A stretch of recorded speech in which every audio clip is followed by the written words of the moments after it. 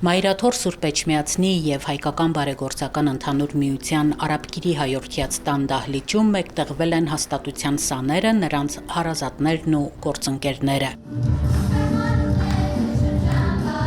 Տոնական երգերով հանդիսավոր երաժշտությամբ ներկաները հրաժեշտ են տալիս անցնող տարին, ամփոփում են կիսամյակը։ Հայորդյաց տան սաները հանդես են գալիս համերգային ծրագրով, իրար հաջորդում են երգչախմբի, կիթառի, պարի, քանոնի, դհոլի դասարանների կատարումները։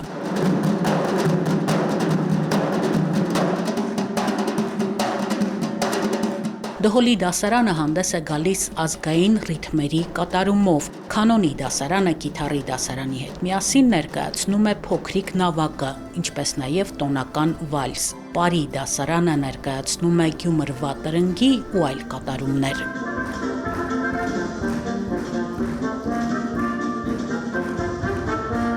Ներկաներին ողջունեցին և իրենց բարեմաղթանքները հղեցին Տեր Վահրամ Քահանա Սարգսյանը, հայորդյաց տների ուսումնական գծով փոխտնօրեն Լիաննա Առաքելյանը, Արաբկիրի հայորդյաց տան տնօրեն Գայանե Աղաբեկյանը։ 26 թվականը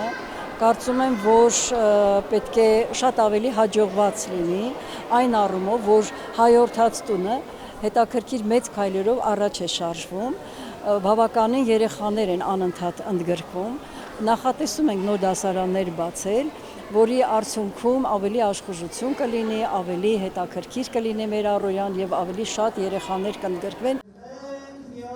Հանդիսության ավարտին ներկաներին ողջունեց Ձմեռ պապը։ Հաստատության սաները տոնական միջոցառումից հետո նվերներ ստացան։